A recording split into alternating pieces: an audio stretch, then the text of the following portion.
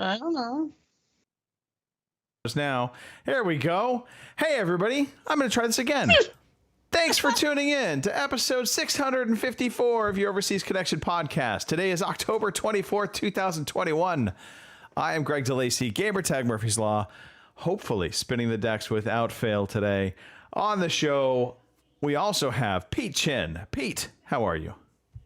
I'm fine, Greg. Thank you very much. It's nice to be back again for our weekly installment of the Overseas Connection. Yes. Wow. Always good. That was smooth. Yeah, nice. Holy shit. Also on the podcast and hopefully being heard around the world, Kim Woods. Will have to check on our Twitch feed at some point. Maybe one of you could do that. I'm just doing that now. Excellent. All right. I think we're good though. I think everything. We're all good. I'm seeing green bars flying up all over the place, which always is positive. We're good. Keep going. Well, are we good? I don't know if we're good or not, but we're in. We're fine. We're in. We're in like Flynn. Hey, if you're new to the show, we're on every weekend. Sundays, 9 p.m. in the UK, 1 p.m. on the West Coast, 4 p.m. in the East Coast, 3 p.m. in the Central Time Zone, where they're currently crying over Patrick Mahomes getting hurt and the Kansas City Chiefs getting their asses kicked. We're on Twitch. We're on YouTube. We do have a birthday to celebrate. Matthew Hale. This might have been from last week, by the way. I don't know for sure. But Matthew, we're going to celebrate your birthday at least once, maybe twice. Happy birthday, Matthew. 74. I'm just reversing numbers here, by the way. 74.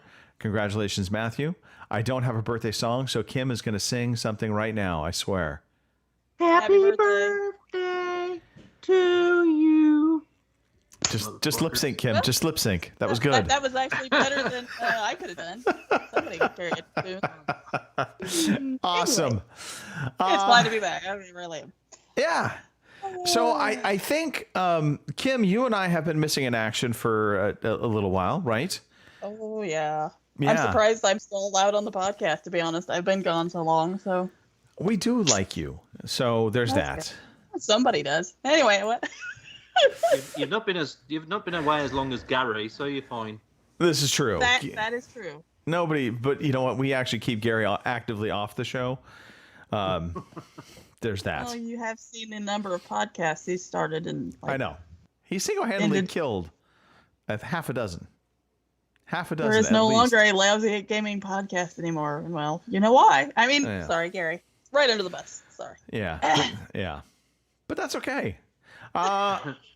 So let's just, I mean, we've got, I think, a lot of things to catch up on. So Kim, I'll start. Well, actually, Pete, I'm going to start with you because yours feels like the most straightforward out of all of us in terms of what's been going on with you.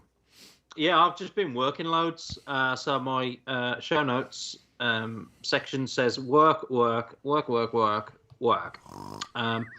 I know, yeah, boring. I had a quiet week last week, and I've had another one this week. To be fair, I've just been busy with work, and I'm doing some funny shifts this week. I'm working like. I really thought that was funny shit this week. Yeah, I'm working. I'm working 6 o'clock till 10 tomorrow night, and then I'm working like 8 till 4 the next day, which probably don't fit in with the working time directive. But anyway, I've got to get up early for I say 8. I'm normally in at like 7:15, and then I've got a couple of days off, and then I'm working Friday like 12 till 8, and then I've got some time off for my birthday. So I don't care what hours I'm working next week. I'm just going with the flow. So okay. But I've not been up to much. I'm glad to be here.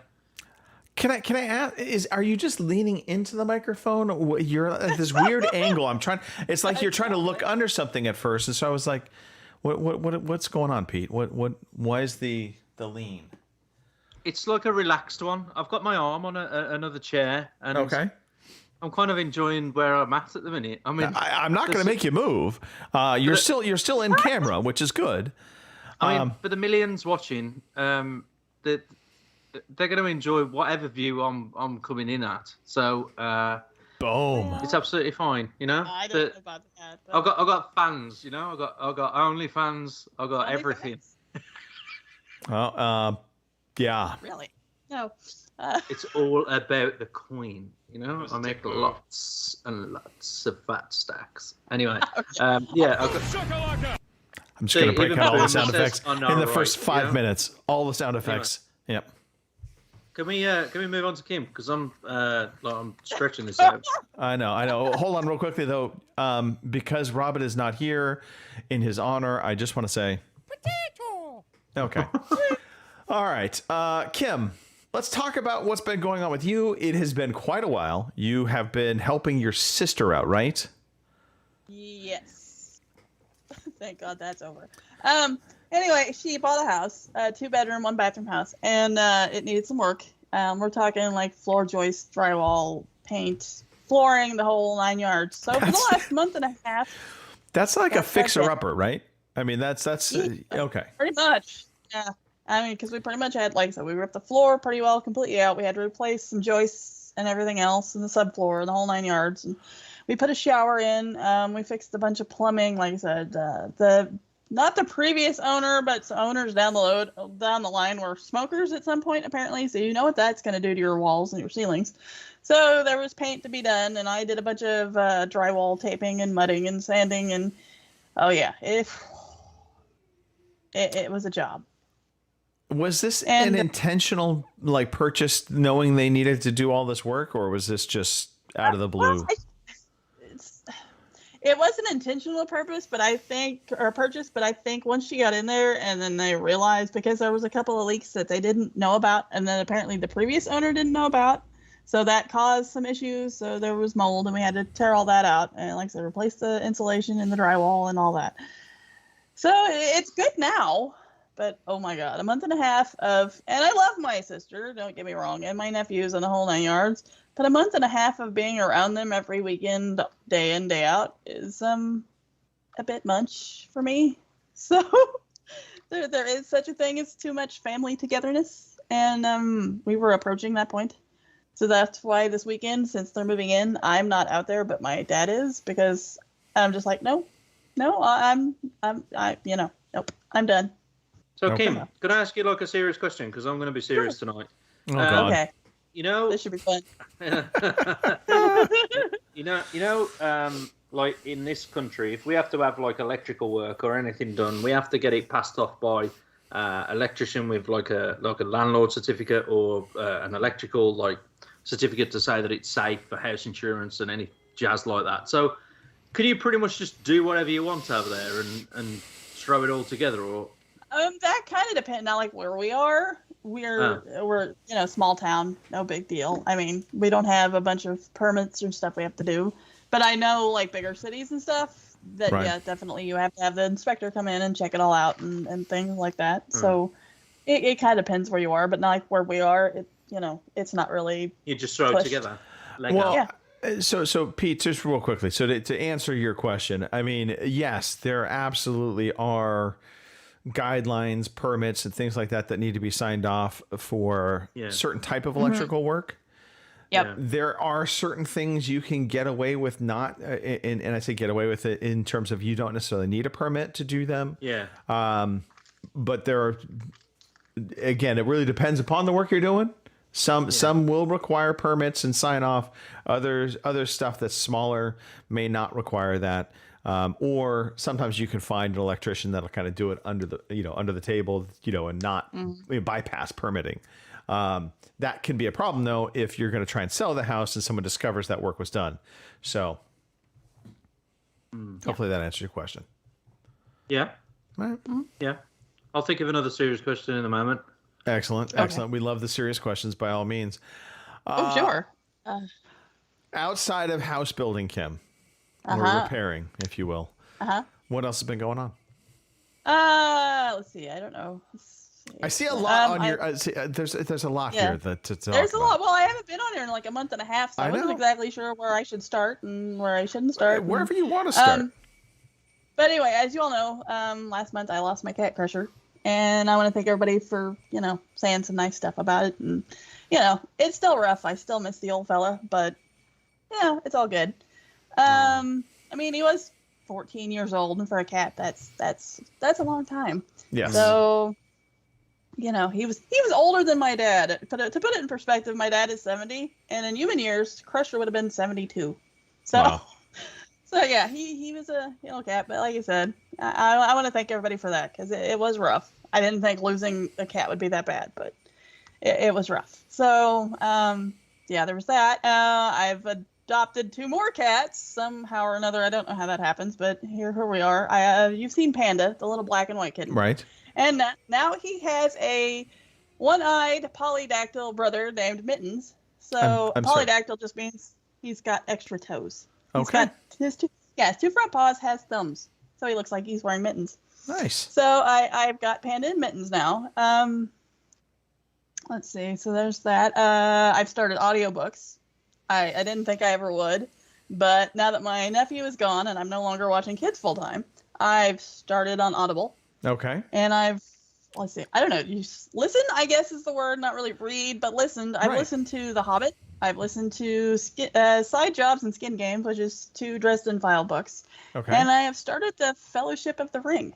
So there's that. And I've got a whole library started now. Okay, so real quickly, by the way, in my notes, as I was looking at it, I missed the comma after ring. So I really thought it was Fellowship of the Ring Cats. Well, it might And be. I was really curious what this book was about.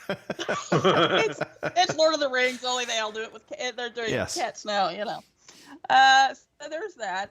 It's been interesting. Real quickly on the audiobooks. So out of The Hobbit, we know The Hobbit. I'm curious about the Dresden Files. Enjoying those books? Oh yeah, I didn't know for sure if I would, but I've read these previously, but it's nice to go back and listen to them and when I catch things that maybe I didn't catch in the past. And it's nice to go back and revisit it because if I had to reread them again, I'm not so sure I would. Right. Just for the simple fact it takes so much time, but it seems like with Audible, with listening to them, it's quicker, I guess is something I can sit there and listen to it for like 3 or 4 hours at a time and not get, not bored with it, you know what I'm saying? But it feels like I can get up and do things while I'm also technically reading a book. Totally. You can multitask, reading, quote unquote, a book. I mow the lawn. I'll be listening to an audiobook. No way I could do that with an actual book. I suppose I could. The lawn would look like shit, but I could. If you're like me, I'd kill myself because I'd, run the lawnmower into a tree or something. But, yeah, so that's been kind of nice. I have to say, I think this audiobook thing may pick up. It may really be a thing. It just might be a thing. Yeah, right? Okay. I mean, it's been nice enough that I bumped my membership up from 1 credit a month to 2 credits a month. So wow. So does that mean 2 books a month? Yeah. Well, 2 credits. So yeah, and they they're good for a year, so I can stockpile them if I want. Yeah, I currently have 3 credits waiting for me to use. I've neglected my Audible. Right. But yeah, and what's also nice is within the Audible subscription, there are original books that they include, Audible originals. So sometimes they're good, sometimes they're kind of crap, to be honest. Yeah. And it's a big mixed bag. So there will be some things that'll probably interest you, and a lot of things that you're just gonna be like, okay, whatever. Right. But yeah, I very much enjoy my Audible subscription. In fact, I'll have a book series to talk about as well. Awesome. So I've been doing that.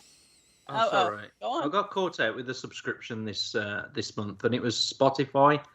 It's like £9.99, and you sign up to it for 3 months, and then all of a sudden, that 3 months goes like really, really quick. And then I got caught out by a $9.99 subscription, so I've got another month of Spotify Premium. I don't really use it neither. I hate that when you get caught out, but that's how they make the money, I suppose. Anyway, sorry, Kim.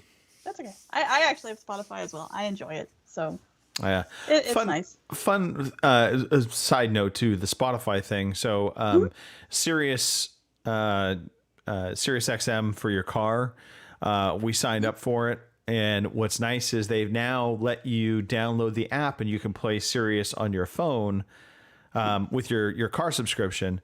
So kind of like a Spotify, you can tune in, but you don't get to tailor it, I think, as much, obviously, to your listening. But great for if you want to listen to sports on the go, that kind of thing. So, yeah. Serious. Neat. Awesome.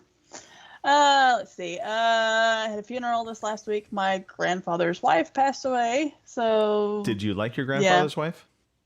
No, and I don't want to speak ill of the dead. I know. I shouldn't have even asked that question. Sorry. That was. I know, that's all right. So but gross. no, we didn't get along very well. But she did. You're disappointing. Look, it's appropriate. But she made my grandfather happy for his remaining years and whatnot. So I guess there's that. But it's yeah. So rest in peace, Virginia. I guess I know we weren't exactly friends because you treated me like a mentally challenged 4-year-old. But whatever. Haven't we all been treated that way at least once or twice? All right, water under the bridge. Well, at least just act like a mentally challenged 4-year-old in the memorial, and I suppose you can stick your fingers up and say, well, I was just acting like a 4-year-old. Right. And you gave me the disapproving look, Pete. Yeah, you started it. Right. You started it. I was being serious tonight, and then all of a sudden, there it went with that bloody comment. All right, and I don't know if either one of you are like Mystery Science Theater fans. No. Back in the day, yeah. Well, I've been caught up on some riff tracks, which is by the 3 guys that used to be on Mystery Science Theater, which is Evan Murphy, Bill Corbett, and Mike Nelson. And this shit is freaking hilarious. If you're having a bad day, flip one of these damn movies on and listen to them crack jokes about it, and I swear to God, you'll be in a better mood. Okay. So, and if you're looking for that, I don't know, there's Pluto TV. It's got an app, and they actually have a free riff tracks and Mystery Science Theater channel. Okay. So, yeah. Peter, are you familiar with Mystery Science Theater? Just out of curiosity. Okay, so to put this in perspective, the Wayback Machine, Mystery Science Theater, God, I was it like the 90s when it came out, I think.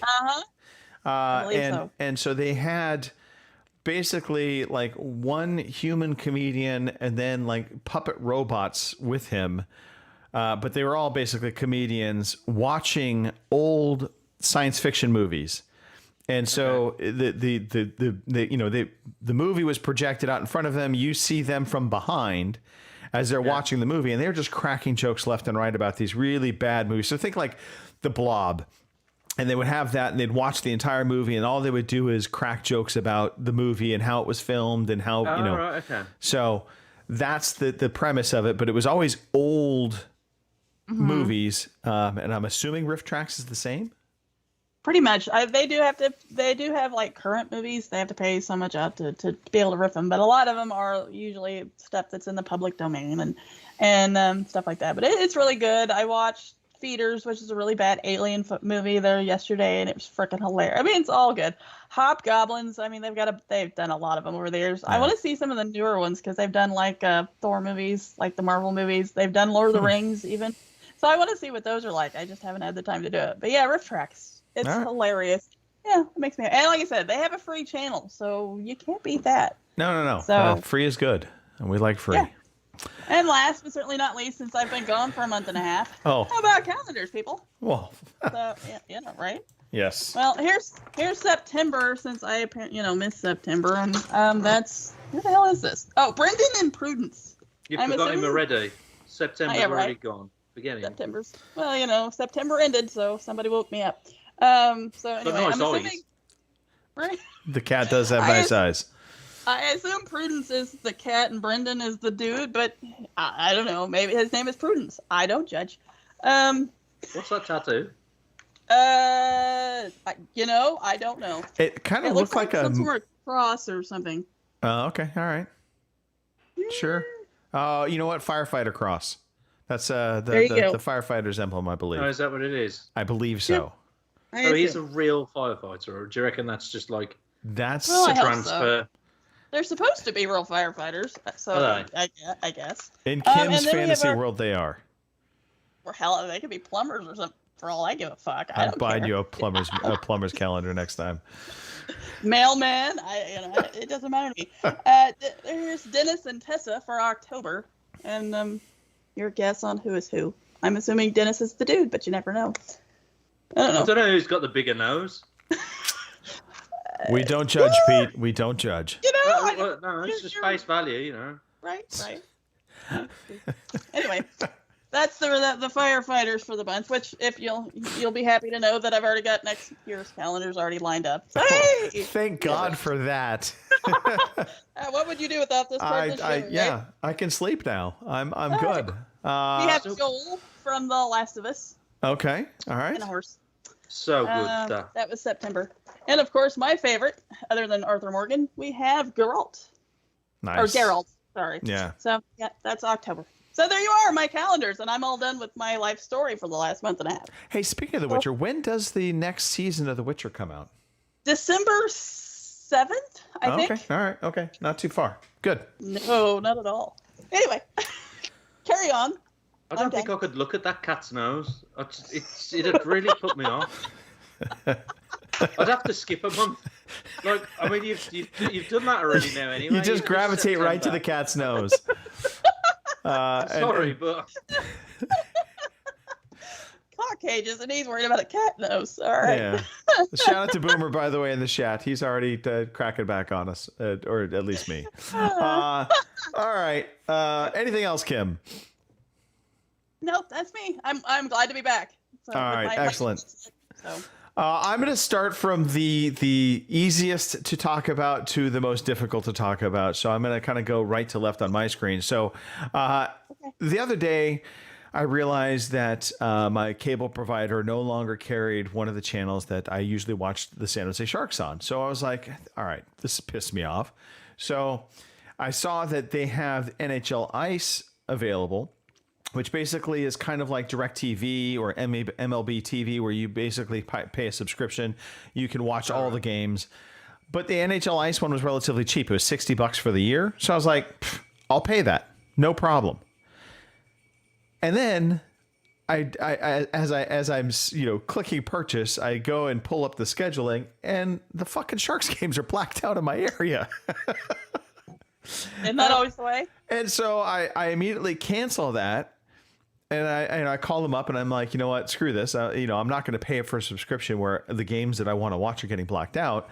So I said, cancel the NHL Ice. Well, the jackass not only canceled NHL Ice, but also my regional sports programming, which included NFL Red Zone. So I fire up my TV this morning to watch football, and I usually put on Red Zone on split screen so I can just kind of watch all the games happening. And it's like, you're not subscribed to this. I'm like, motherfucker. So it's all ironed out now. But it was like a half hour of just me being aggro about customer service. Yeah. Can I ask a serious question? Yes. Why are games blacked out in your area?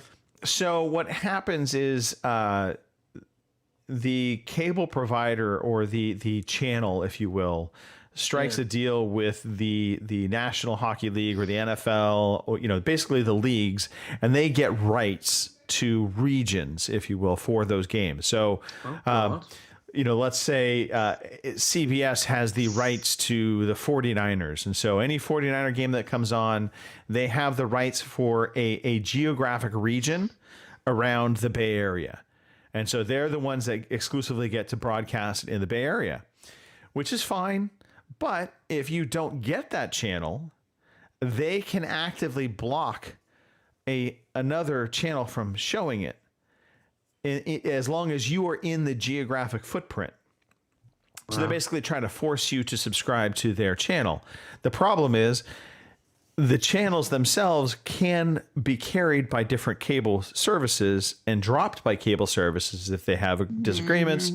And so that's where you start getting this weird situation of my TV doesn't, my satellite provider doesn't carry the NBC regional network. I think it is a sports regional network, and the competition does. So they literally can't broadcast it on anything in my area other than on that channel. And so, yeah. It really baffles me, all the ISP wars and all the TV problems like that you get over the States. It's bonkers, really, because we've only got you talk about, you could say 5, 6, 7 providers, but ultimately it's only boils down to 2. And they just bolt on different packages either side of them.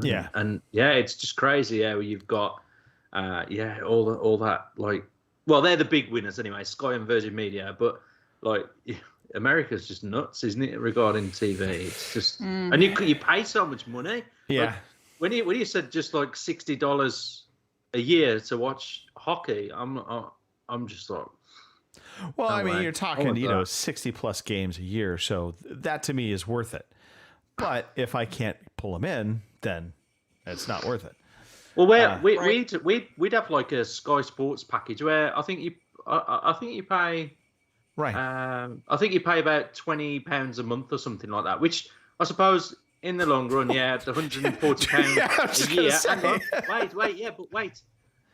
But you get like 15 channels, and you'll get football, you'll get tennis, golf, right? All these different things, all like crammed into this one sports package. You won't just get one specific sport, so, right? And so that was my regional sports channel package that the guy had screwed up on. That's what that gave me. So I get the golf channel, which I never watch. But what's nice is you do have these very specific NFL, MLB, there's even soccer ones, NHL, where all you're doing is subscribing to those sports. So it is not quite at the premium, if you will, like the Sky Sports was, like £140 a year. This was basically half that. Yeah. If all I care about is the NHL, then why do I, that's perfect for me. Yeah. Anyway. First world problems, right? Yeah, sure is, yeah. All right, so I want to talk about real quickly audiobooks. Arisen, which is a fantastic audiobook series about a zombie apocalypse. I think it's like 14 books in it. And I think you can get the first 3 in that series. They come kind of bundled together. But what's cool about the series is it kind of jumps you into things that have already happened. And it's all from a military point of view. So you're riding along with special forces units that are battling through the zombie apocalypse. And so that I finished that book series quite a while ago. Fantastic. R.C. Bray does a great job of narrating it. He does a lot of kind of voiceover stuff with it as well. But they just came out with a new book series called Arisen Raiders, which is basically telling you the origin story of some of the special forces guys and what they experienced when it all first went to shit. And so I've been very much enjoying that.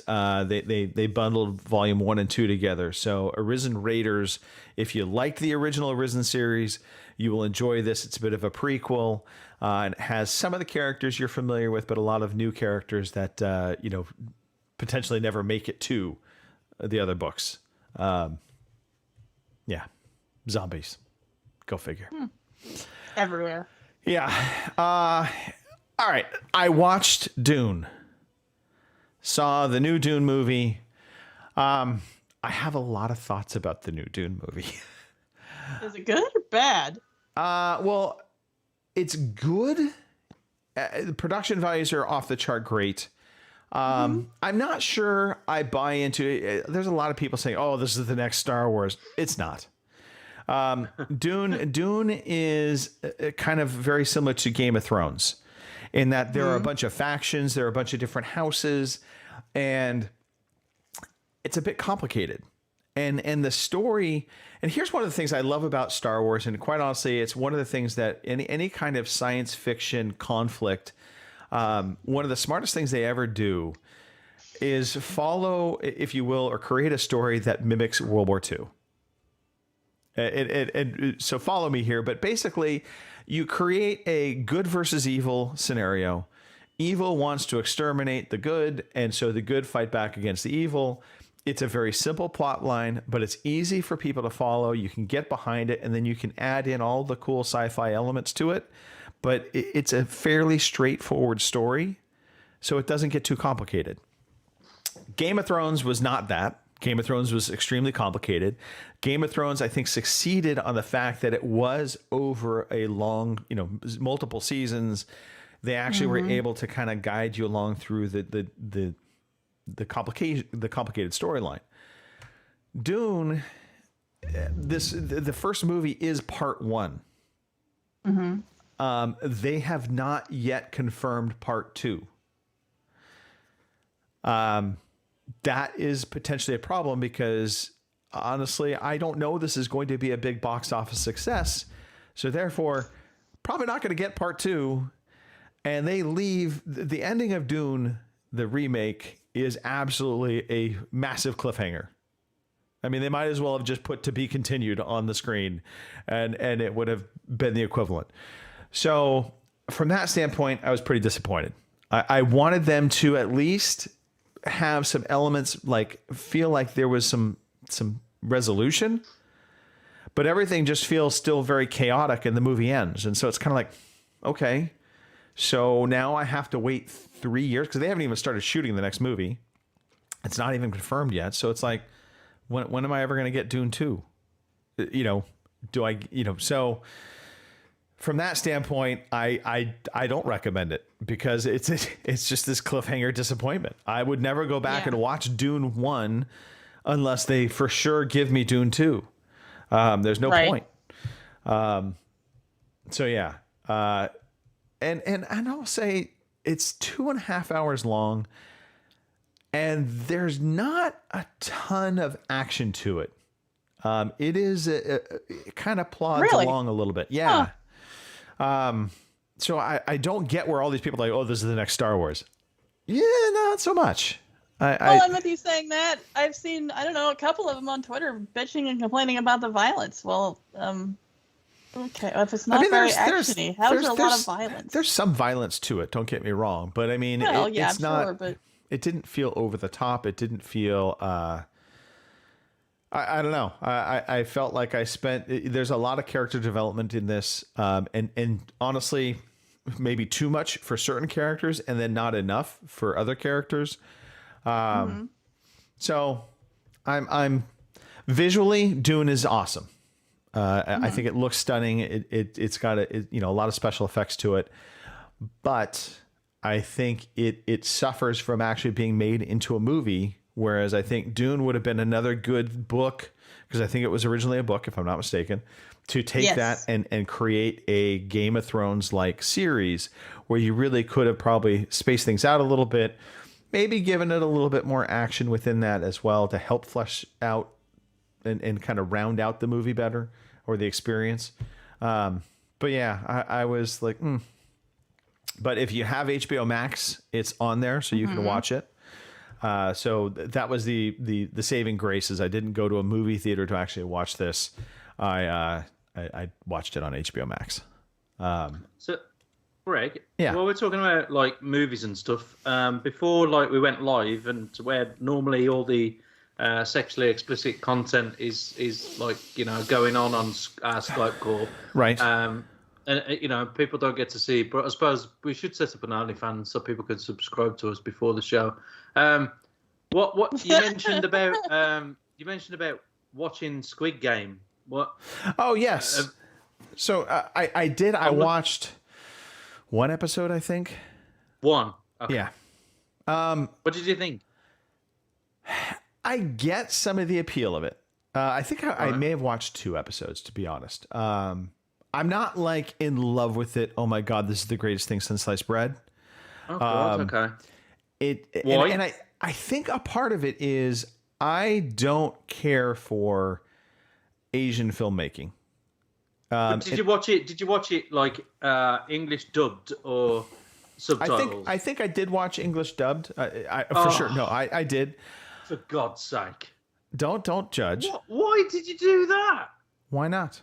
What I said, didn't I? Like when I watched this program, please do not watch the English dub version because it makes it feel like, well, it is a terrible experience. For watching this program, you've got to watch the subtitle version. You've got to. Now, let me ask you this: if I watch the subtitled version, are the facial expressions by the character going to change? No. Then fuck it. I'm out. This is the problem I have with Asian filmmaking is they are very theatrical with expression. And I think it is a culture thing. And so to that extent, so be it. But for me, they are so over the top at times, it just takes me out of it. And so, because I'm like, yeah, it's just like their anime. It's all the same thing. So, for the rest of the sensible listeners on this, listen to this podcast, it's worth checking out. It's worth checking out. Well, and, I think the premise is cool. It's had 111. Is it 111 million views a couple of weeks ago? It's amazing what happens when people are bored. But look, it is a cool concept that is based on things that we already have experienced, like PUBG. It's basically kind of the Hunger Games Battle Royale kind of situation. I did find Red Light, Green Light, Go was awesome in that moment of just the premise of that, and then and how just they handled that whole situation. And then I loved also the whole voting afterwards, and I thought it was there's some really interesting things in this. Don't get me wrong. I think it really picks up after that as well. And I may still watch more. I'm not saying I'm not gonna, but the over the topness of the Asian filmmaking style, which is what it is, that puts me off pretty quickly to anything. And so I like that. I think that's cool. Yeah. Anyway, but so Squid Games. All, but there we go. Yeah, I will revisit. I will give it a second chance. It had enough in it to make me want to watch another episode potentially, but I wasn't like over the moon with it like everybody else. I've seen the Hunger Games, so this wasn't like some like bombastically brand new theme that nobody's ever thought of before. But they have some wrinkles to it. It's good so far. It's just not, oh my God, great. It's not going to win any Academy Awards. It's not the best picture of the year type thing. It's not going to win the best Netflix series of the year. It is going to be something that people talk about because it's popular right now. There were some bold statements there. I'll tell you what, I hope it wins the series of the year. I really hope it does, because there were some big predictions. I know. All right. And then last but not least, let's talk about last weekend. Holy crap. So, my niece was getting married last week. And so she was getting married in San Luis Obispo. So I live in Sacramento. San Luis Obispo is roughly 5.5 hours away drive time. So there's not really an easy airport to go to traverse that as well. So we had to drive it. We got a hotel room for the weekend, so we were going to stay Friday and Saturday night. And we got up Friday morning at 30. Left the house I think at about 5 a.m. and we drove down to San Luis Obispo. And the plan was to get there by 11 or 11-ish. So about halfway into the drive, my son starts getting seizures. And there's a lot of different types of seizures you can get. So there's myoclonic seizures. Think of that. They're not like epileptic fits. They're more like for 30 seconds or so, you stiffen up really quickly. It's like your whole body kind of goes rigid, freaks you out a little bit, and then you kind of go back to baseline.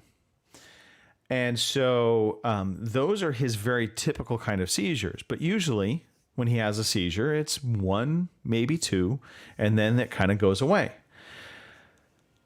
He's having multiple seizures. They call it clustering. So his seizures were happening about every 5 to 10 minutes. And after the 7th one, and mind you, we're about halfway through our drive at this point. So we're kind of just in the middle of fucking nowhere. And the 7th one hits, and Cindy is like, we need to pull over. Let's give him his medication, because we have an emergency medication called Diastat that's supposed to help with seizuring. So we administer that. And in the process of getting him out of the car seat in the front into the back of our SUV, so we want to be able to lay him down, gives you some insight into how this medication is delivered. He wouldn't stand on his left foot. Somehow, in the middle of the night or something, he injured his left foot. He doesn't want to bear weight on his left foot. So we're just like, okay, he's got a hurt foot. He's having seizures. This is just starting off so wrong. So we get to the hotel. Seizures subside a little bit, especially because he starts to sleep. He just was tuckered out from all the seizure activity. We get checked in early, which was awesome. We get changed for the wedding. We get to the wedding, and she was getting married at 3:00 in the afternoon. So we get there, and as we're getting to the wedding, he starts having seizures again. And we're like, okay.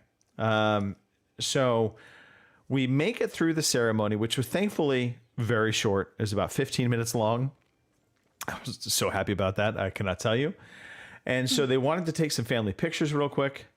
And so Colin was a trooper. We make it through the pictures, and the setting, you got to think about this. It was up on a hilltop. And so there was a downed tree that was a huge, huge trunk. And so we were all using that as kind of a backdrop on the picture. And so when we got done with taking the picture, I had Colin sitting up on the trunk of the tree. So I pick him up, and I'm holding him, and I'm still strong enough to be able to hold and carry Colin around if needed. And so I turn with Colin. My foot gets caught in a root. We totally take a tumble. I cut up the whole left side of my arm. My son's backside gets scraped up. Thankfully, we didn't hit anything hard. So it was more just a big scare, kind of, shaking kind of moment.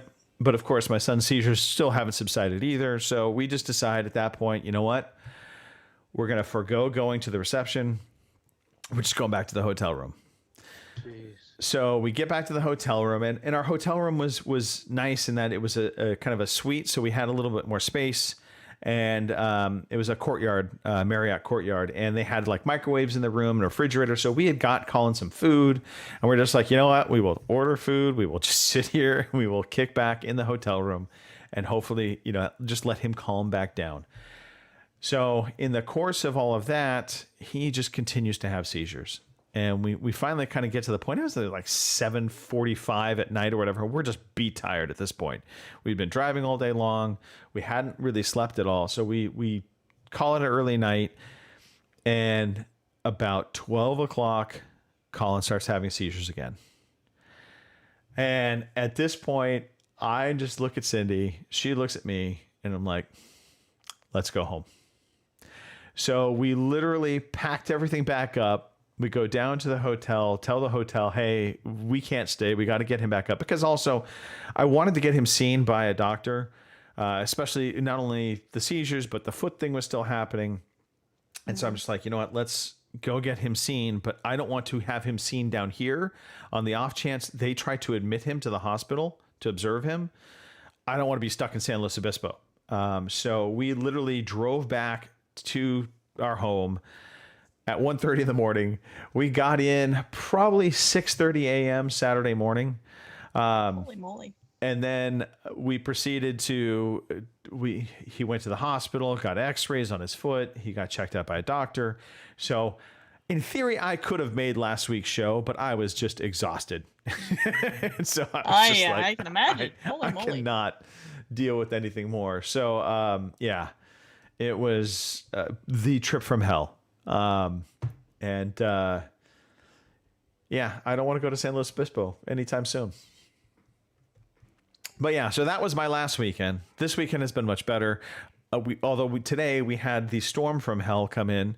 So winds were kicking up to about 30 miles an hour. So all of the Halloween decorations and things that we had out front, we've had to kind of batten down the hatches, make sure things aren't blowing away and blowing all over the place. So, I'm ready for it just to be a normal week anytime soon. Yeah. No doubt.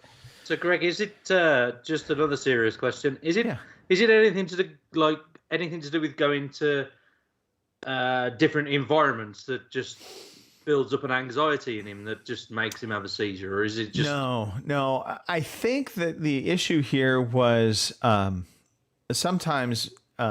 There's a lot of things that potentially can trigger a seizure for him. But one of the things, stress on the body can trigger a seizure. And so right. I think back, we had been in Florida, 2 weeks back. And so time zone changes, the heat of Florida, he didn't do well with the humidity. That really impacted him a lot as well. Then coupling that with his foot, he was constipated. I mean, any one of those things on their own might have set him off into a seizure. So it just might have been kind of a perfect storm, because he has kind of gone back to the baseline of his normal self. Yeah. So, but yeah, I mean, we don't know for sure what triggered it, but we have our guesses. Mm-hmm. But yeah, so that was the week, and then what a week. I came back to work. Work has been fantastic. We've been crazy busy. I've already had the best year I've ever had with this company, so that's at least that there's the positive. I set a record for my own personal work and sales, and so that was kind of awesome. So we'll leave that on that high note. Oh. Congratulations.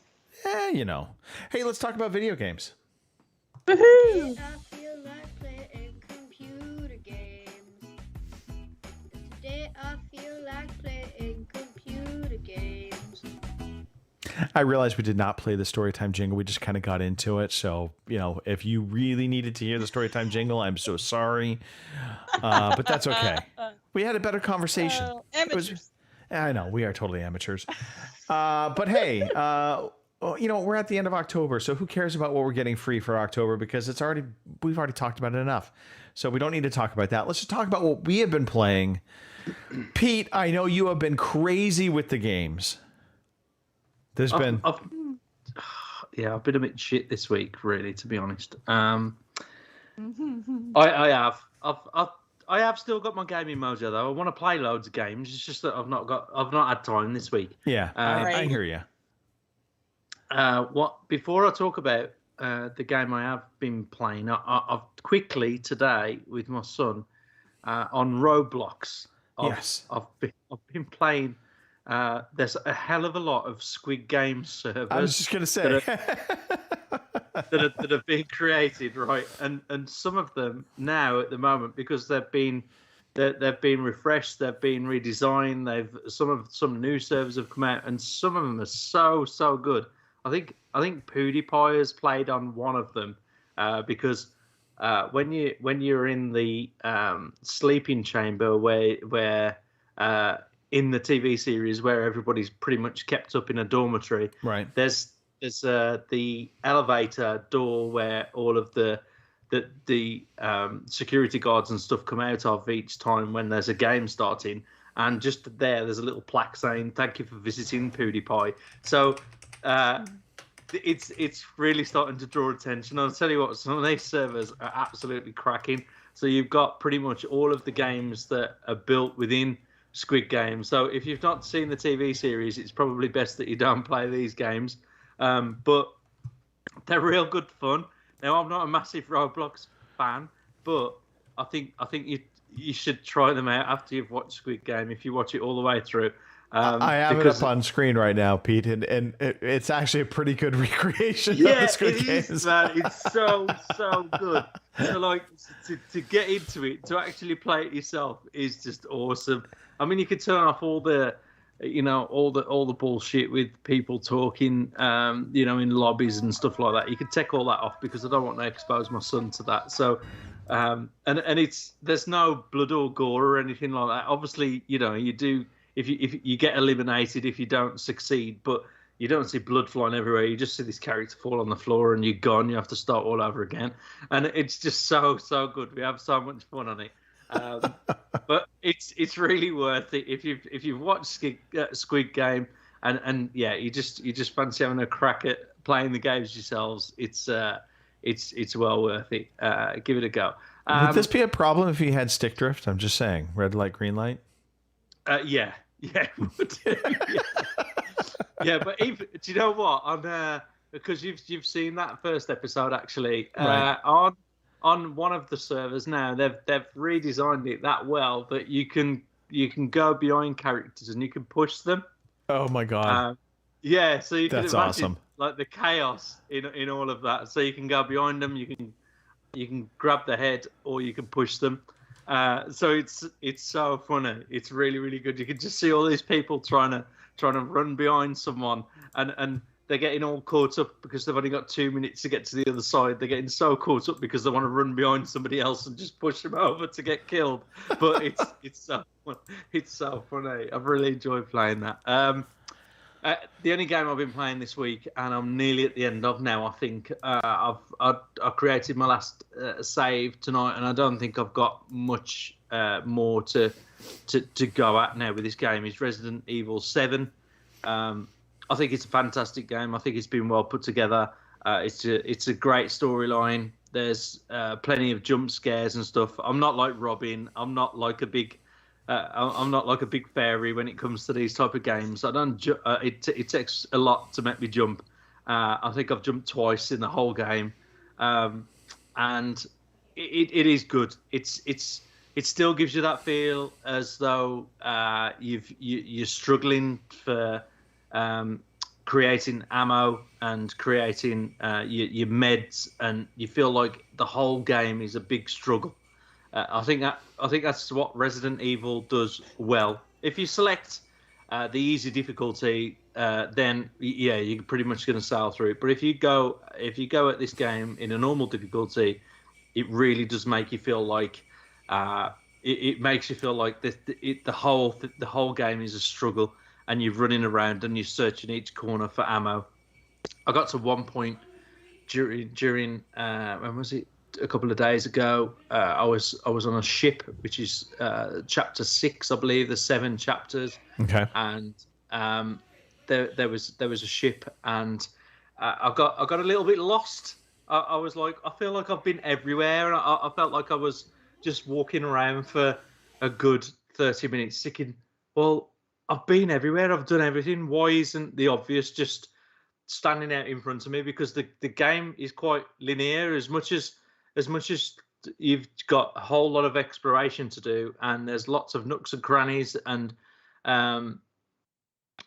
you can easily get lost in some of these spaces. But I still feel as though you're directed quite well. When you go into your inventory, there's your mission log, and it tells you what you've got outstanding, and it kind of guides you to where you need to go. But at one point on that ship, I just felt like I was really lost, and I was just, oh, what do I do? I was just struggling, and then it was just, I can't remember what it was now, but it was just like this real simple thing, and I managed just to move on to the next part. But that's what it was. There was a cable.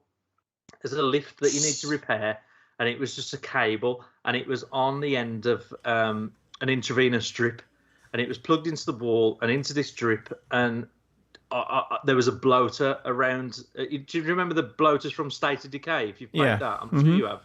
Yeah. Okay. So you get these bloaters, and they're just spewing shit all over you, and you're stressing just to try and beat this bloody crackhead with remote bombs and stuff. So you just want to get him done. And then when I killed him, I think I just went off and I just got completely lost. And I was just like, oh, I don't know what to do next. It was just, so I went all the way back, and then I found out that there was just this cable that on this intravenous drip connected to a wall, and that was all I needed to repair the bloody lift.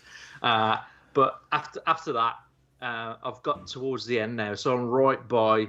I think I'm right by the final boss. I've got through all of beating all of these bloaters and God knows what. So I have it up on screen. So it's Resident Evil 7 Biohazard, right? Yeah. I believe that's right. Now in the beginning, it's all outdoor environments, but I'm assuming it moves mostly indoors as you go further. No, the actual setting to start off with is indoors. It's a house.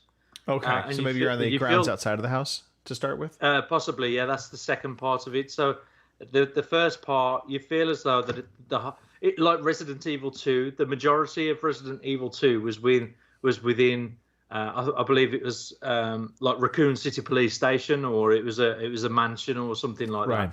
That's only off memory, but it felt like a whole lot of it was indoors, and this is what it was kind of nostalgic for me, really, to a degree. When you started off that game, it was almost like he was in that setting once more, and it felt like the whole setting was built in this house, and there was a lot of puzzles and keys to get and various things to find, and there was basements which kind of led you outside a little bit and then pulled you back in, but you just felt, oh, this is all just inside one house. But in actual fact, then afterwards, yeah, the second part that you probably felt, or the outdoor scenes, there's like a caravan and all that stuff. That's the second part. But you go into another house, and then there's another part of the house after that, and then there's I can't remember. There's like a warehouse and a ship, a swamp, and a laboratory. It kind of really branches out, but like I say, it does direct you well in where you need to go. Apart from that last little bit in the ship where I got completely stuck, but I've enjoyed the whole game. I think it's good. There are elements. It looks fantastic. Yeah, it is. It is well put together. If you don't like your horrors, your jump scares and stuff, this is totally the game to play, because this will get you shit in your pants. But I kind of enjoy this stuff. Like I say, there was only a couple of moments when I started to feel a bit of pressure. But you know what? You just reminded me. So I'm going to divest off of gaming real quickly back to movies. I started watching The Conjuring 2. So we saw the original Conjuring movie in theaters. Freaky movie. So my wife's like, we should watch a scary movie. And so we had The Conjuring. There was the new version. The newest Conjuring movie was out. But on HBO Max, you could see Conjuring 2, and we hadn't seen that. So it takes place in England, which threw me off. I guess there was, and I can't remember the name of the house, but basically there was the equivalent of the Amityville Horror House in England. It was this apartment. It's not as scary as I thought it was going to be. It's just it's more creepy scares, a couple little jump scares, but also I can't say I'd recommend Conjuring 2. I feel like they haven't, at least so far, it hasn't wowed me like the first one did. The first one legitimately was like creepy vibe, and like, yeah, it got me good. I don't think these horror movies lately have, well, I say lately, in the past, I'd say 15 years have been great, really. Right. 15, 20 years. I don't think the whole thrilling and suspense and scare and whatever I don't think it's ever been replicated like it was back in that day. And well, I get that feel from Resident Evil, but if you're not used to that, if you were scared of all that stuff then, you're not going to watch that stuff now. You're going to be completely petrified of it, just like Robin was with this game. But to me, it just seems like, oh, okay. Well, and yeah. So to your point, I feel like horror movies of late fall into two camps. There's the Blair Witch. It was true. It's based on true stories type horror, where it's a lot of creepy vibes, some little jump scare bits, but it's not there's no monsters to it at all. And then I feel like the other camp that we still seem to get are the slasher type movies, but it doesn't feel like anything new has evolved in that genre. It just feels like they just keep regurgitating Jason, Michael Myers, and they haven't done Freddy Krueger in a while, but I have a feeling he's going to be coming back soon. I hope not. Let's just leave those things where they are. I agree. It's just the same with Resident Evil. When they release those again, like the remastered version, number 2, I just feel like they should just leave them where they are. I mean, I've mentioned it before. There was nothing more intense than playing that game on the PlayStation 2, locked up in the dark in my small bedroom with my little Toshiba 17-inch TV. And that close to it, because I can't. If I sat further back, I couldn't see anything on the game, and just glued right up against it, and just scared shitless of anything that was going to happen to me. Yeah.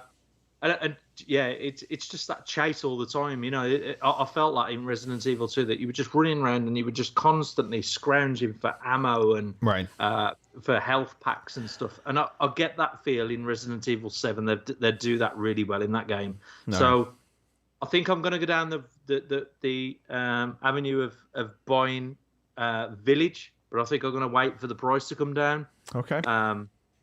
There's a whole lot of games really that I want to play. I mean, I've just downloaded, like I mentioned last week, Marvel Avengers.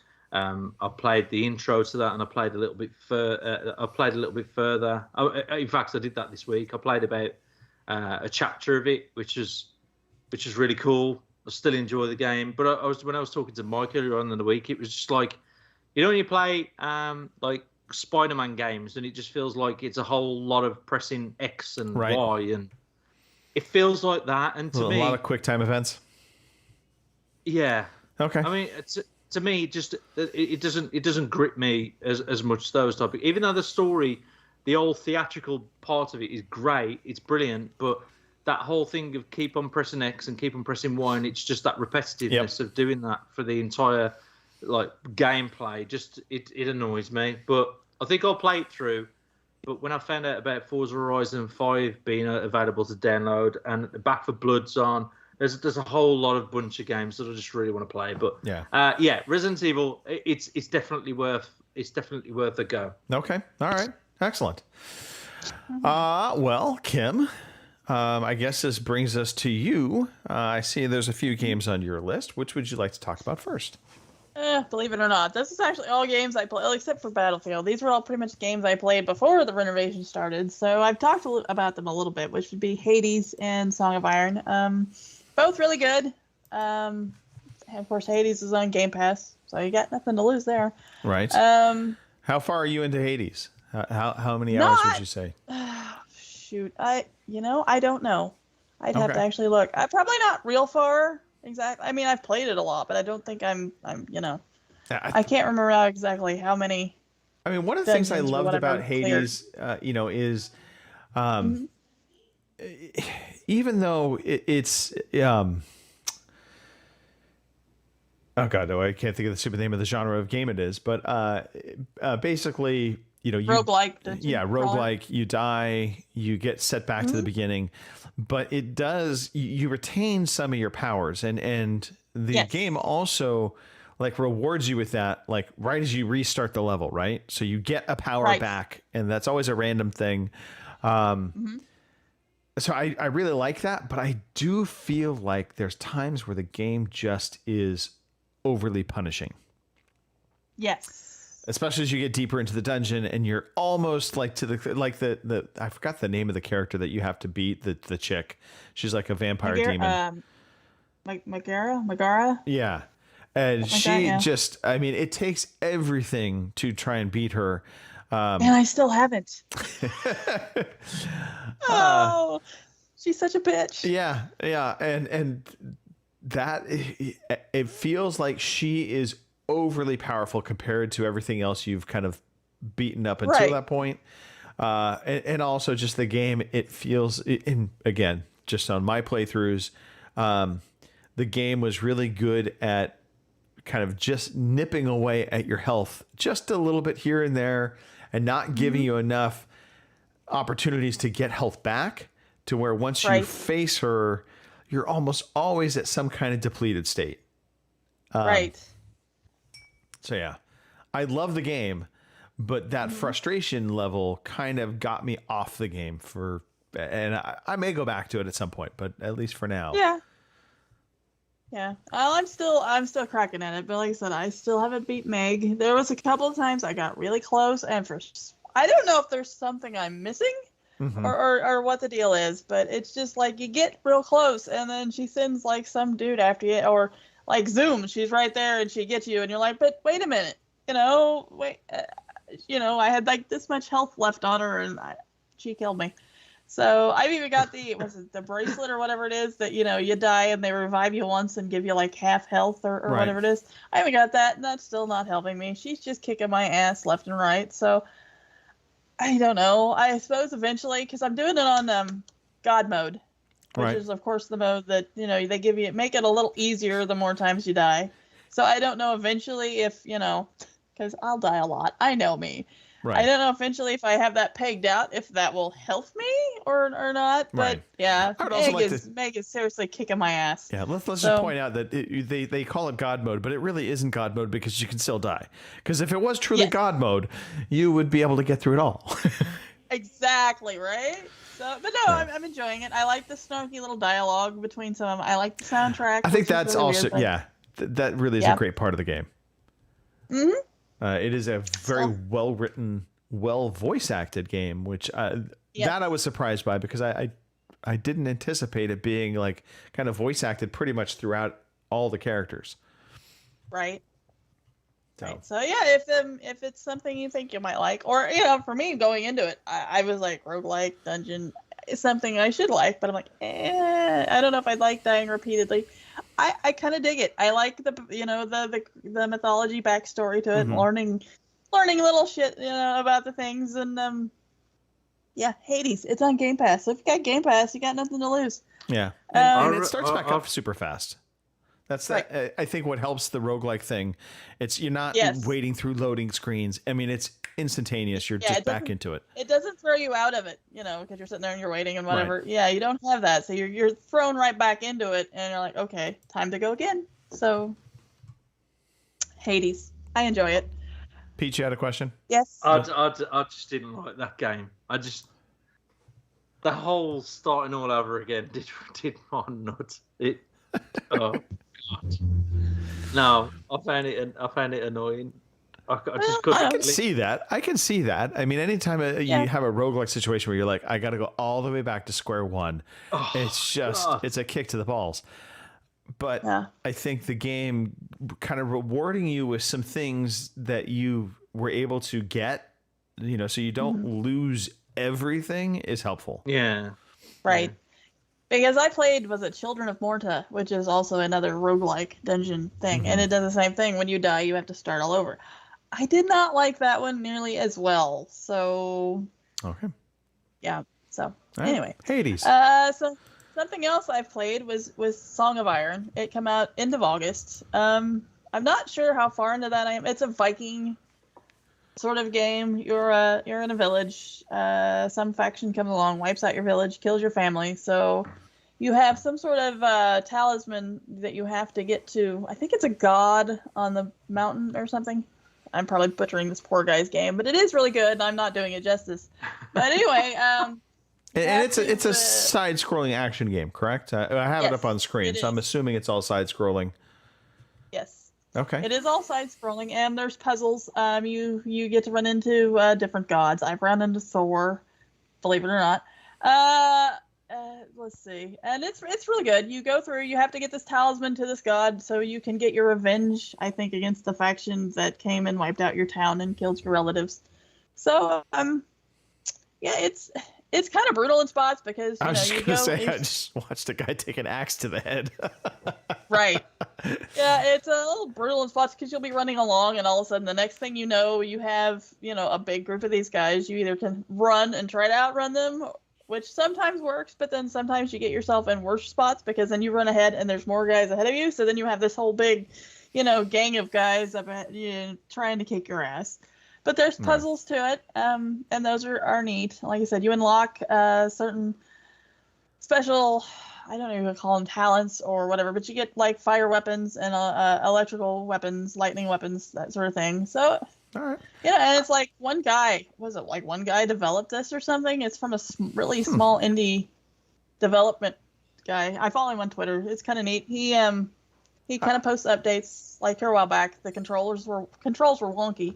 I mean, I couldn't fight for nothing. No matter what button I pushed or anything, they wouldn't do what you told them to do. And he went back and updated all that and fixed it. So, I mean, it's a little rough. You can definitely tell it's not a AAA game. But, it's like $30. I dig the vibe because it's got a little bit of that, I guess, the Shadow Complex kind of thing to it where it's a 2D side-scrolling game, but you actually have kind of this dimension to the scenery. And enemies can come from the background to the foreground, if you will, to fight you. So like I just saw there was a guy, it was up by a house that was off in the background. And your character came running by and the guy came down and into the fight plane, if you will. And you had to fight the guy. So I thought that was a nice little touch. Yeah, it's really cool. Like I said, it's difficult, or at least it has been for me. Like I said, I've been dying repeatedly. I got killed by a bear twice. So bears will do that to you in real life as well, for the record. I know, right? Yep. I have this big honking sword and all this and shield, and I'm thinking, all right, I'm kicking ass and taking names. All of a sudden, this bear come across a river and ate me twice. So, The scenery always graphics around this game are ace, aren't they? They are. Yes, that's really good. Really so pretty. Yeah. Yeah. I like it. So I'm gonna, since I've got free time now, I'm gonna get back to it. I guess I don't think it's supposed to be very long, but the way I play games, it's gonna take me a while. So Okay. you know, and I'm not really, I'm crap sometimes at puzzles, so it takes me a little bit of time to figure out, what I'm supposed to be doing. But it's really good. Like I said, it's an indie game. You can tell that kind of by looking at it. And Yeah.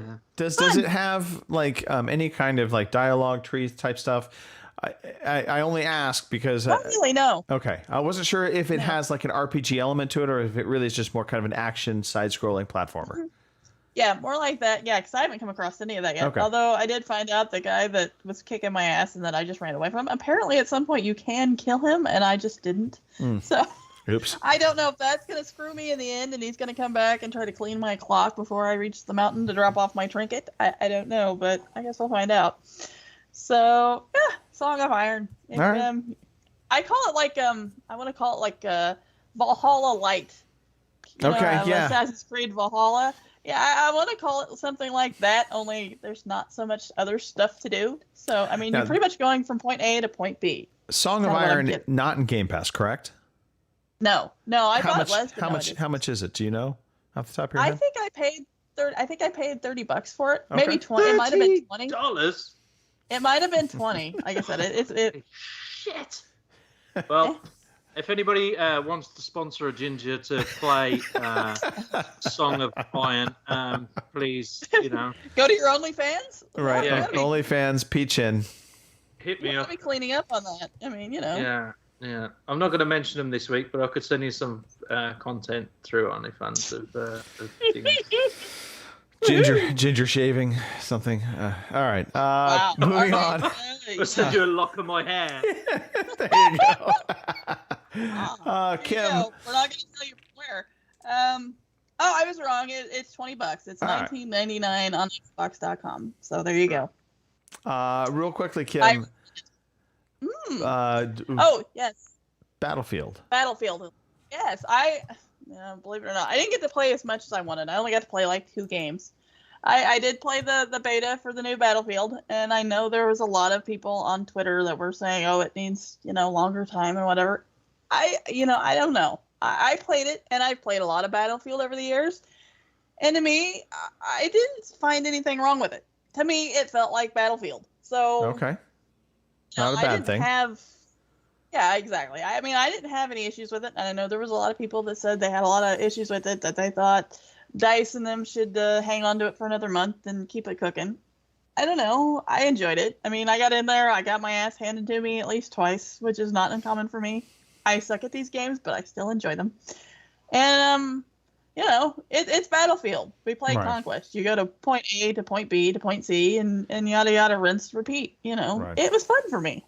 So, like I said, but I only got to play a couple of games, so take that for what you will. I know there was some people that had already leveled up to 50 or whatever. They played all weekend long, which might have been nice. Apparently they have less of a life than I do. I don't know, but I didn't think I'd ever be saying that one, but yeah.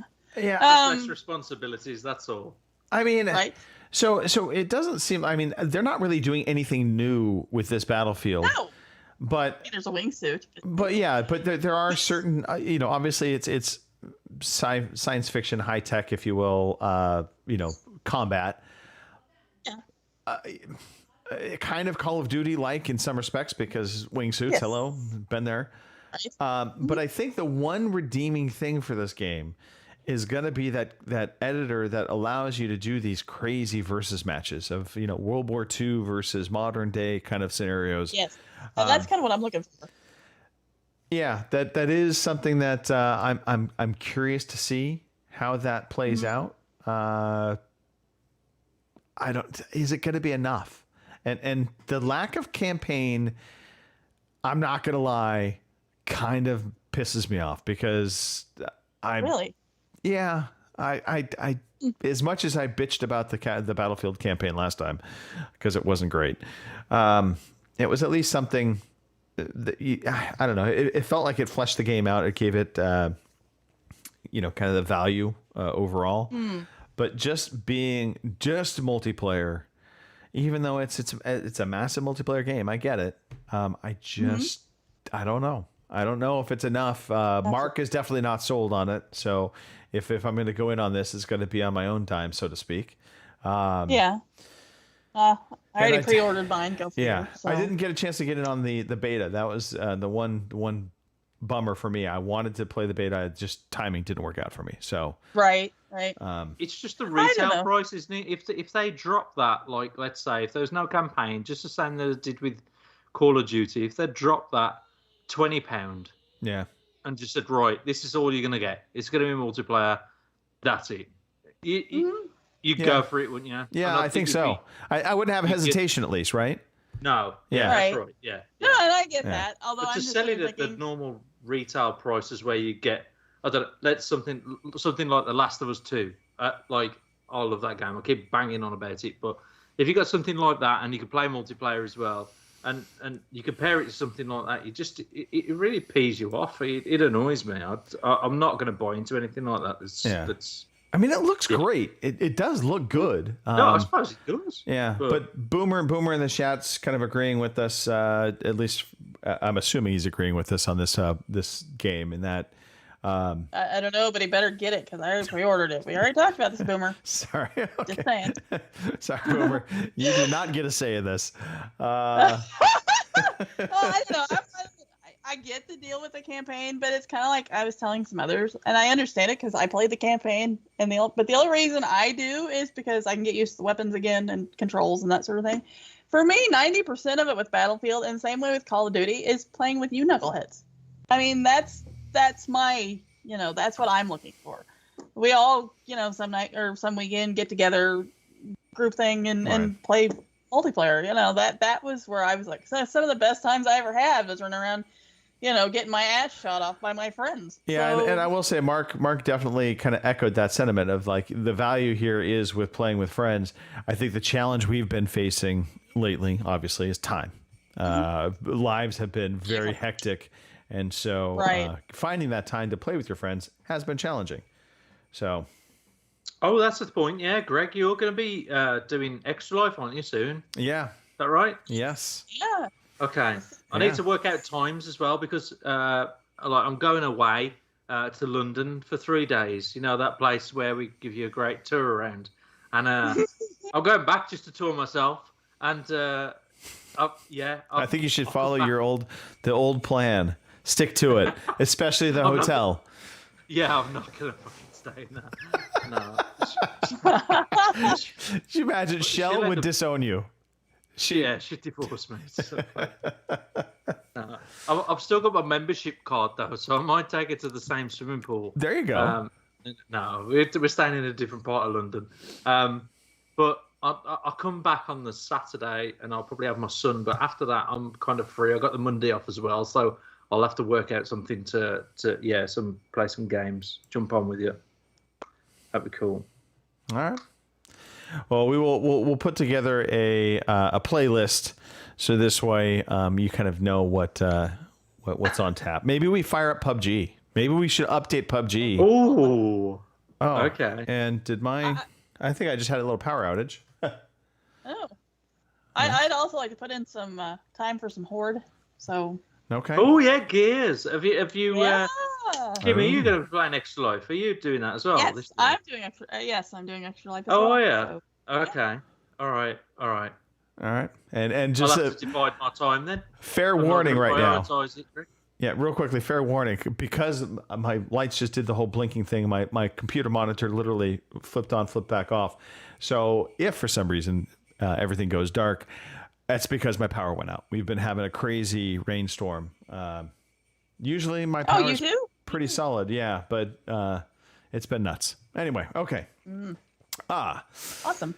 Well, that's me. Okay, so. Before we get into what I played, Kim, real fast, let's do some shout-outs to the chat. We've had a few people in there. Alrighty. Boomer's in here, of course. Martin is in here as well as Lord. So thanks for jumping in the chat, people. Cheers to the crew. Yeah. All right. Last game to talk about is everybody's favorite kind of game. And that, of course, is tactical turn-based strategy.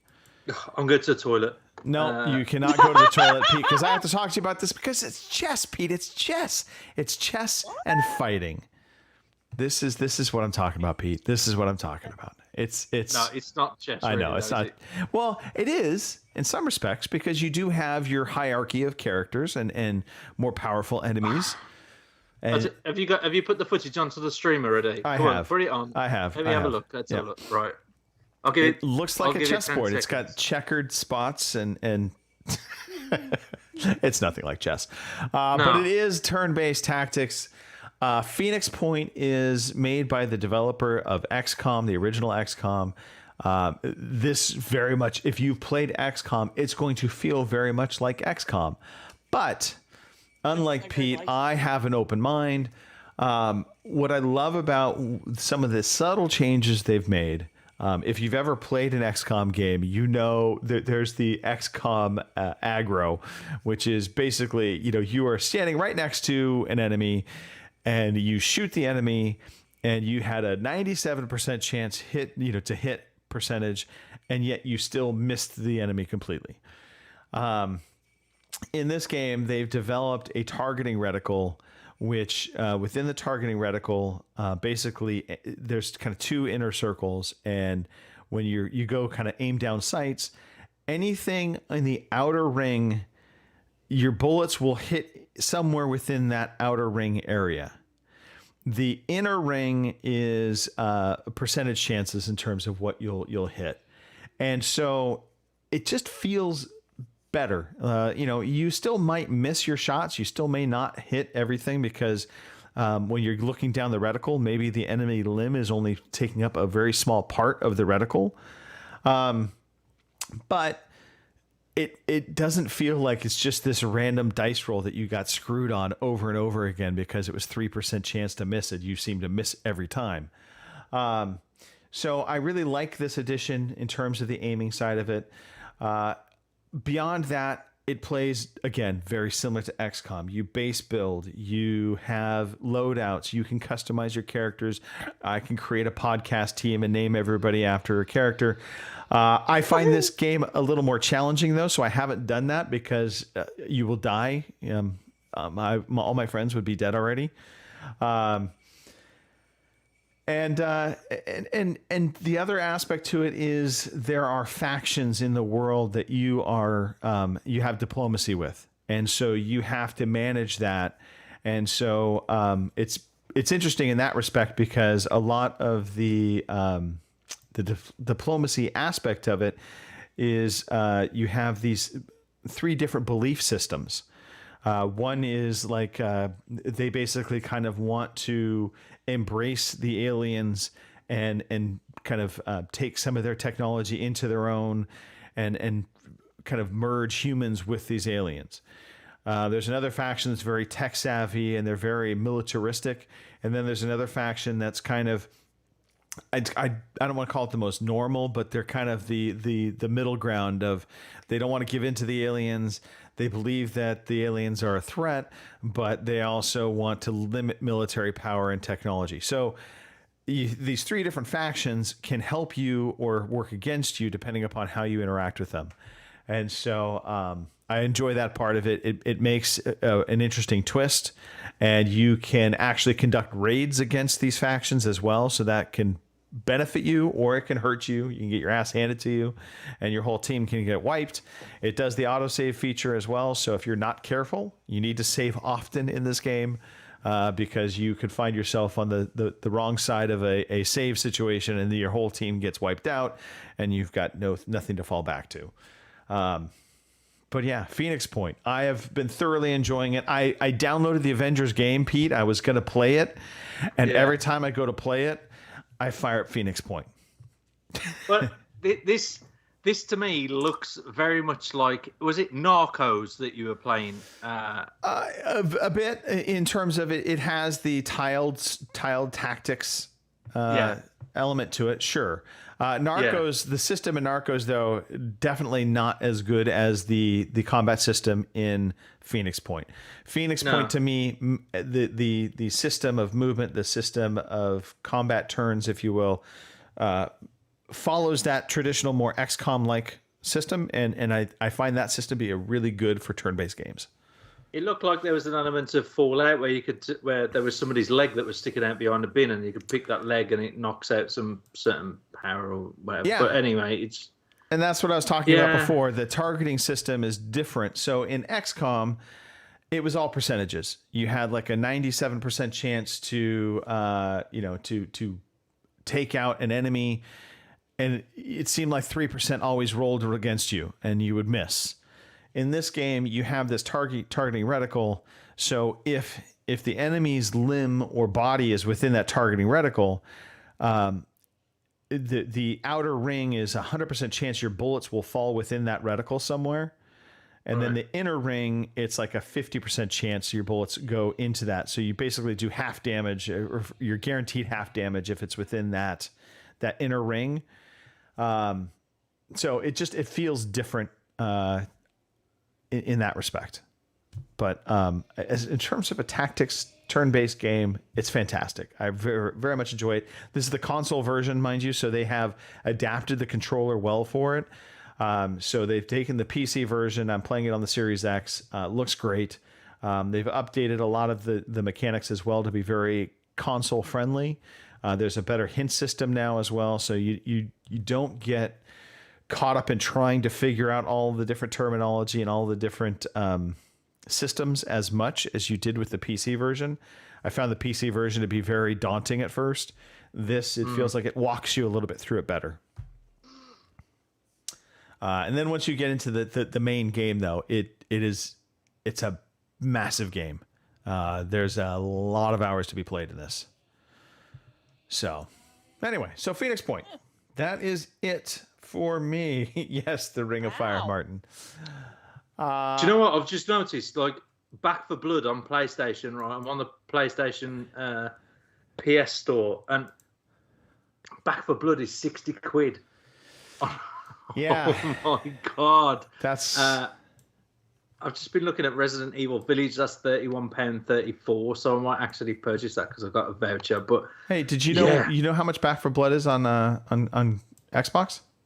Let's go. What is it, Greg? What is it? On Game Pass, it's free. It's free. Yeah. Tell you what, it really does. Like, it steals the show, doesn't it? Game Pass.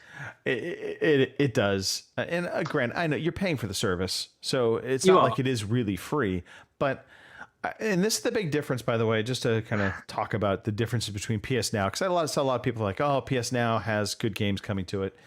The problem with PS Now, and it's not a problem, but the comparison, the PS Now service doesn't give you day and date games, although I think they're starting to transition to do that, because I do know the GTA trilogy coming out, PS Now is getting GTA 3 released to PS Now. Game Pass is getting GTA San Andreas. Game Pass is getting the better GTA game, but at least PS Now is getting one of these trilogy games getting to a day and date at launch. But you don't get like an ultimate deal like you do with Microsoft, do you, on this PlayStation? I mean, no. I paid £40, I think it was, for online play for a year, and then you have to subscribe again to PS Plus, which is, an extra cost. And in fairness, if you just did Xbox Live and regular Game Pass, you still have to pay for Xbox Live. Game Pass does not include Xbox Live Gold unless you do Ultimate. And I think Ultimate gives you PC as well as Xbox Live Gold all included. Yeah. Yep. Well, I've just downloaded a game on PlayStation 5 called Riders Republic, which apparently is a free game. And I don't know, it might be our next game amongst the PS5 or PS4 users for a bit of competition. But there seems to be like challenges on that as well, weekly. So I just thought I'd give it a quick go. But there seems to be, there's quite a few challenges there that people could do. All but right. How many of us have got PlayStations? That's the other thing. You are in rarefied air, my friend. You are in rarefied air. Yeah. I do. Oh, well. I haven't fired it up in forever, but I have one. Well, you Oh, there we have go. but you have a PlayStation 5. I think that's what Pete was trying to get at. He's trying to snooty Well, noses. all right, no, but you know. It is a PS5 gotta- game, actually. Thinking about it, yeah, it does say PS5. Oh, Wah. Hey, Womp, womp, Pete. womp.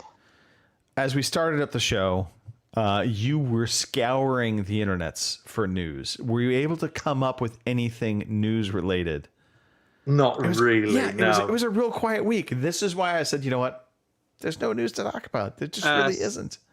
Cyberpunk are releasing a DLC. Right. It's their first free DLC as well, but it's purely cosmetic apparently, and there's some add-ons coming later. Do you know what? I've bought this game full price day one. So did I. Ain't even played it yet. I played it. I played it on the Series X. It runs well on the Series X, but I've been waiting for the next gen version because they are doing some bells and whistles to it. Yeah. But that now is not coming until Q1 2022. Right. Right. Okay. So I feel glad that Mark sent it to me for free. So thank you, Mark. Some of the massive news. Chris Redfield and Jill Valentine from Resident Evil are going to be featuring in Fortnite as far as their skins go. I mean, if you've never played that before, then you're never even going to know what I'm on about. No, we're scraping the barrel.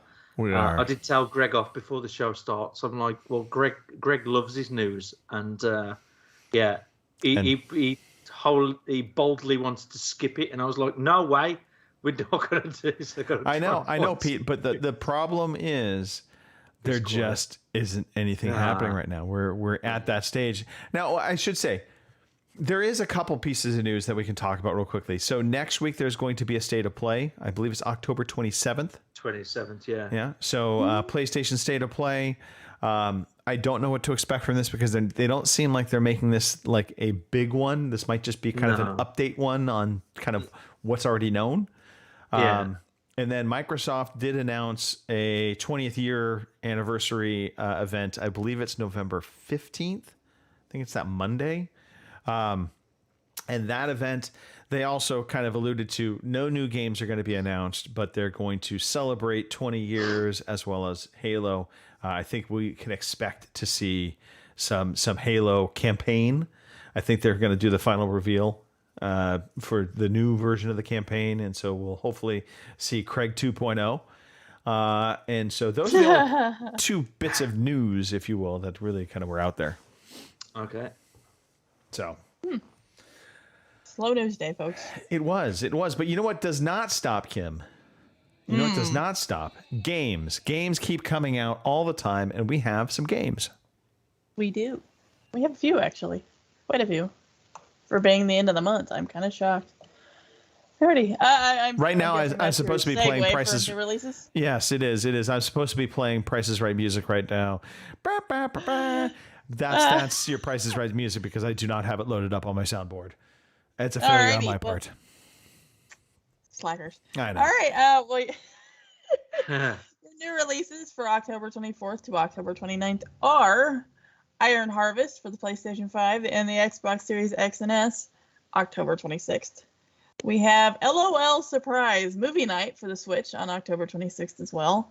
Marvel's Guardians of the Galaxy for the PlayStation 5, Xbox Series X and S, PlayStation 4, Xbox One, Switch, and PC on the 26th as well. NASCAR 21 Ignition for the PlayStation 4 and Xbox One and PC on the 26th. Workshop Simulator. Okay. For the PC on October 26th. Workshop Simulator. They'll make a simulator for anything nowadays, won't they? Pretty much.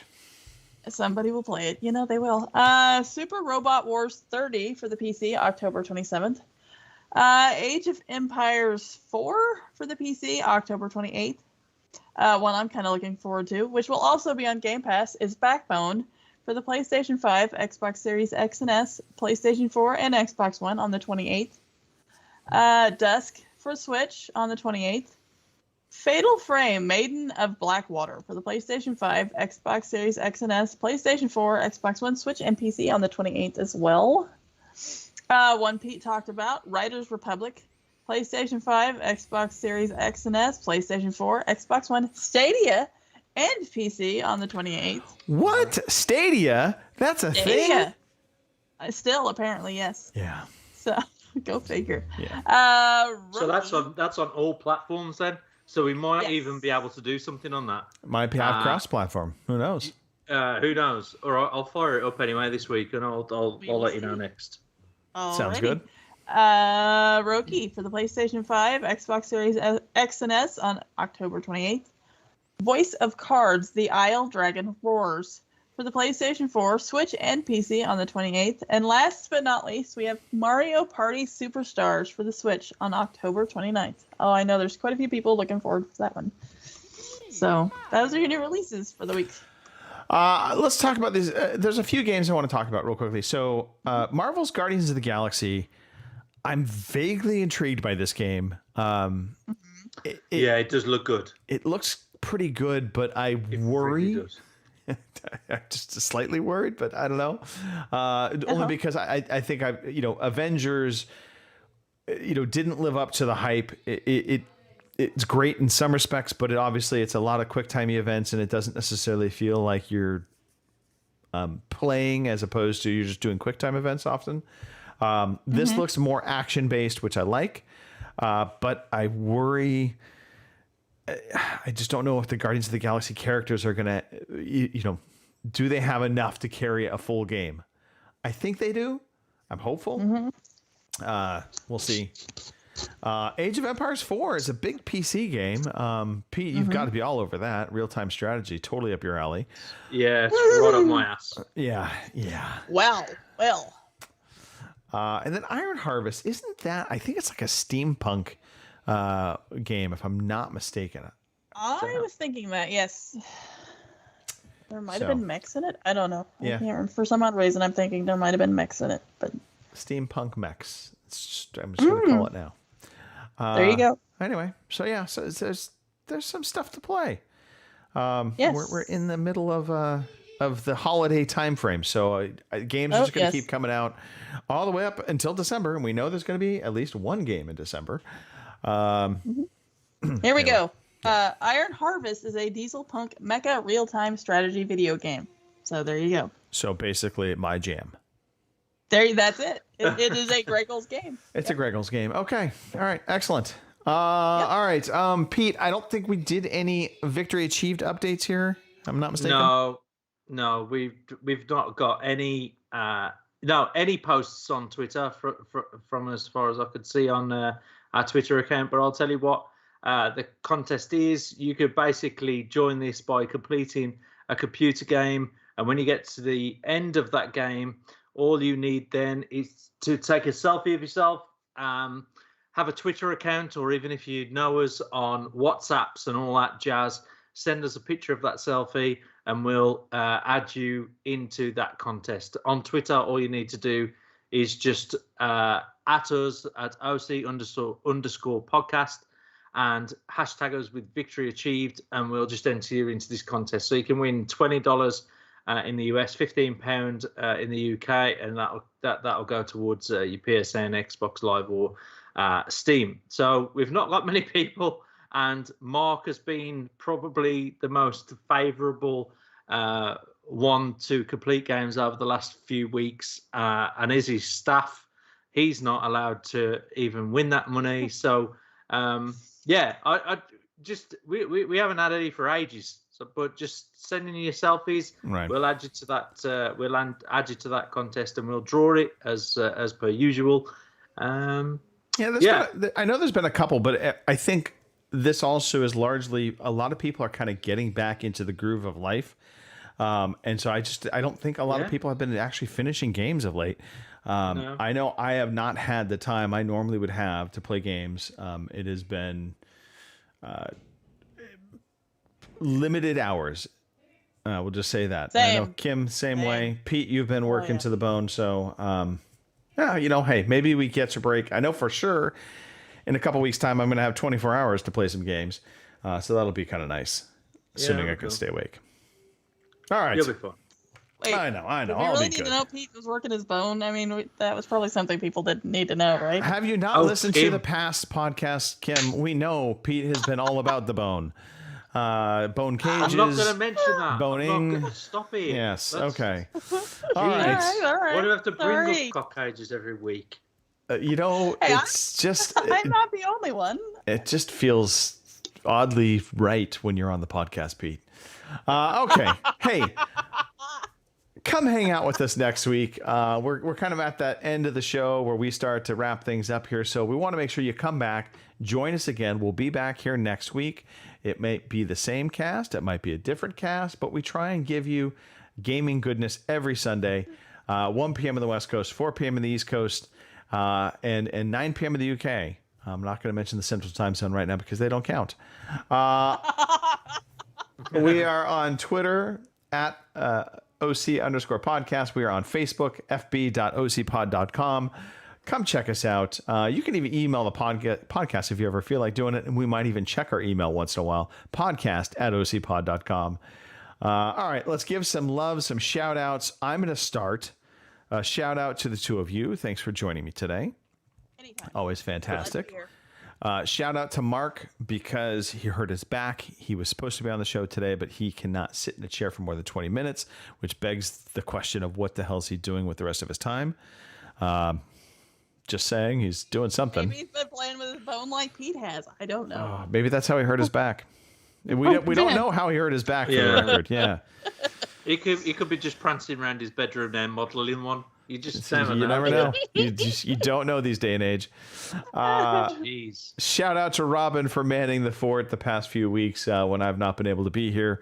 Much love to him. And you know what? We did forget to mention Glenn had a birthday yesterday.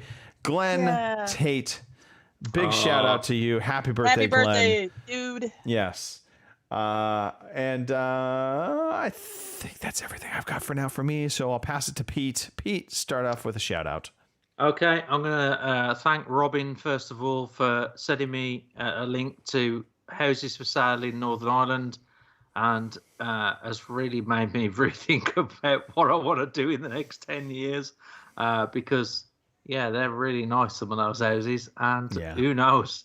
So anyway, I'm going to shout out Kev Westerman as well. He sent me some information. You know, when I was talking about my dog before eating some raw beef, and I woke up and it was total carnage downstairs. Yeah, he sent me some info about a company he works for and some food that might be good for him, which leads into like raw food diet. So shout out to Kev. I didn't see the message until about, I don't know, 4 or 5 weeks later, which is pretty much typical of me. Oh boy! I mean, if you know Pete, by the way, because they just know what I'm like. Yeah. I don't do it on purpose. I still love you all the same. So shout out to Kev, and that's pretty much me. I'm gonna pass you on to Kim. Oh, Pete, you and your messages, I swear to God. It's hilarious. Oh, jeez. All right. Shout out to our shatters once again. There was Boomer, Martin, and Lord. So thanks, you. Oh, and there was one guy who wanted to know if I wanted to, get more followers and whatever. I don't know. No, not really. We'll leave that for Pete and his OnlyFans. At least he didn't ask if you wanted to get a cock cage. I'm just saying, you know. Or, you know. I could feature you, Kim, just like we could collab. You know. Sure. We'll see about that. Anyway, shout out to you guys for, letting me take almost 2 months off and let me come back to the show. It wasn't intentional by any stretch, but shit happens. It's good to have you back. So I'm glad to be here and not like doing drywall seams or painting a wall or listening to my 2-year-old nephew scream. God help me. So anyway. So thanks for having me back and not firing me and hiring somebody, younger, prettier, with perkier boobs, that sort of thing. That was Pete, for the record. That was why we hired Pete to bring him in. I can see that. I've got an OnlyFans. If you do want to collab.